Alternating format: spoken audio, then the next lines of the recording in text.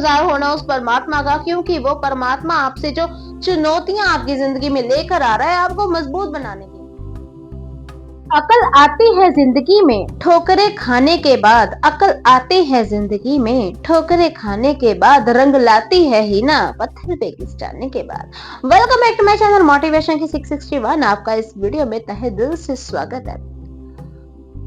जब भी कोई मेहंदी का इस्तेमाल किया जाता है सबसे पहले उसको कूटा जाता है, पीटा जाता है। कोई भी मेहंदी है पत्तों की फॉर्म में आती है ना, तो उस मेहंदी को पहले सिलबट्टे पे कूटा जाता है, पीटा जाता है, फिर उसका पाउडर बनाया जाता है, फिर उसको कहे तो उसको हाथों पे लगाया जाता है, फिर सुखाने के लिए छोड़ा जाता है, फिर जाके उसका रंग आता है। वो रंग बहुत खूबसूरत होता है। वही बात करें कि कोई भी चीज है, अगर उसका आप खूबसूरती वाला रंग देखना चाहते हो तो उसमें पहले ना पहले ठोकरें खानी ही पड़ती हैं।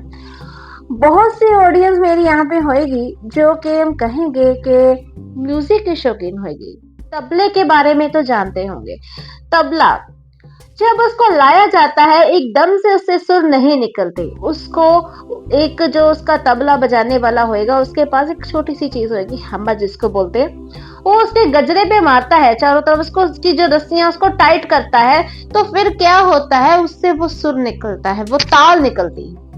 यही बात हम करें तानपुर, जब तानपुरा लाया जाता है ना तो उसमें कोई सुर नहीं होता, वो बहुत बेसुरा होता है। तो उसमें से तान निकालने के लिए उसको उसका जो कान है उसको मरोड़ा जाता है, मतलब कि जो उसका स्ट्रिंग है उसको टाइट किया जाता है ताकि उससे जो सुर निकले वो बहुत मनमोहक हो, वो बहुत सुरीले हो, मन को शांति देने वाले सुर हो।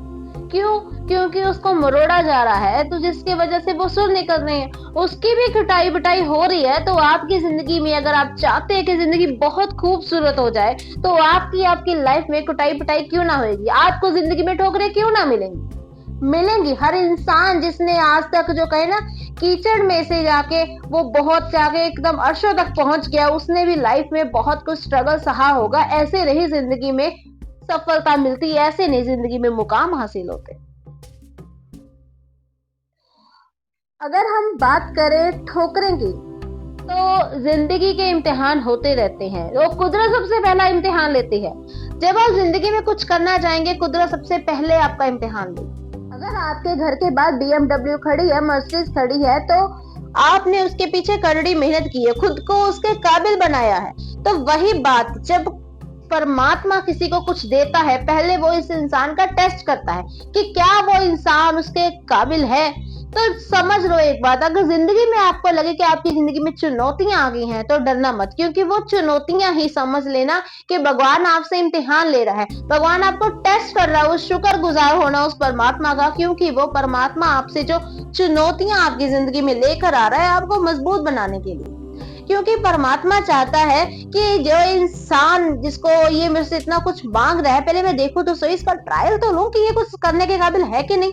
तो भगवान आपको एक धड़ाकेदार एक के बाद एक के बाद चुनौतियां देता जाएगा। क्यों? क्योंकि वो चाहता है आपको बहुत स्ट्रांग करना, बहुत ज्यादा स्ट्रांग करना। वो आपका ट्रायल लेगा। जब आपको लगे कि आपकी लाइफ में एक के बाद एक ठोकर लग रही है, एक के बाद एक एग्जाम हो रहा है, तो शुक्रगुजार हो जाना, खुश होना, क्योंकि आपको समझ में आ जाना चाहिए कि आप परमात्मा की नजर में। तो परमात्मा आपको मजबूत बनाने के लिए, आपको कहते हैं ना कि सोने की चमक तब तक नहीं आती जब तक उसको तपाया ना जाए, तो ऐसे समझ लेना को आपको वो चमक देने के लिए परमात्मा आपको तपा रहा है। एक कारीगर से पूछा गया कि ये जो मूर्त तुम बना रहे हो क्या इससे अपने आप मूर्त निकल जाएगी कि आपने मेहनत की है? तो उसने बहुत खूबसूरत जवाब दिया, मूर्त तो पहले से थी, हमने तो एक्स्ट्रा वाला जो मटेरियल था बस उसको निकाला। वही हुआ कि परमात्मा आप एक रॉ मटेरियल की तरह हो। भगवान आपको मतलब उस काबिलता के और काबिल करने के लिए आपको तपा रहा होता है।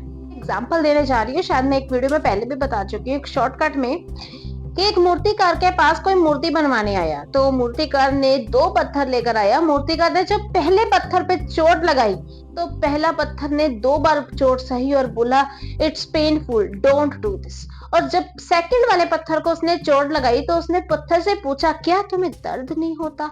तो उस पत्थर ने कहा, मुझे दर्द तो हो रहा है लेकिन ये मेरे भले के लिए, यू कैरी ऑन। तो जब वो मूर्तिकार ने मूर्ति बना ली तो जब उसको लेने वाले लेकर गए तो उसने जो पहला पत्थर जो चोट नहीं सह रहा था तो वो उसको भी लेके गए। तो मूर्तिकार ने पूछा, इस पत्थर का आप क्या करोगे? उसने बोला, अगर ये पत्थर की मूर्त आपने बनाई है तो उसके लिए एक लोग जब नारियल फोड़ेंगे मंदिर में तो उसके लिए पत्थर तो होना चाहिए ना। तो वही बात है, जब वो पत्थर मूर्ति के सामने रखा गया तो जब कोई आए, ओम नमः शिवाय ठकाक, ओम नमः शिवाय ठकाक, बस वही पत्थर जब जो इतनी दर्द नहीं सह रहा था वो इतना दर्द सह रहा है।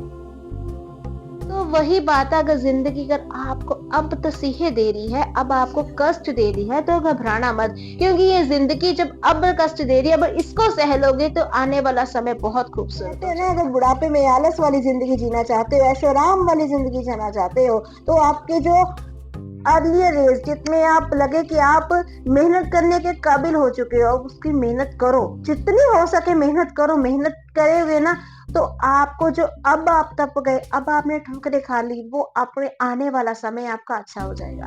ठोकरें खाकर भी ना जो संभला इंसान का नसीब, ठोकरें खाकर भी ना जो संभला वो इंसान का नसीब, राह के पत्थर तो अपना फर्ज अदा कर चले। तो मिलते हैं अगली वीडियो में, तब तक के लिए नमस्कार।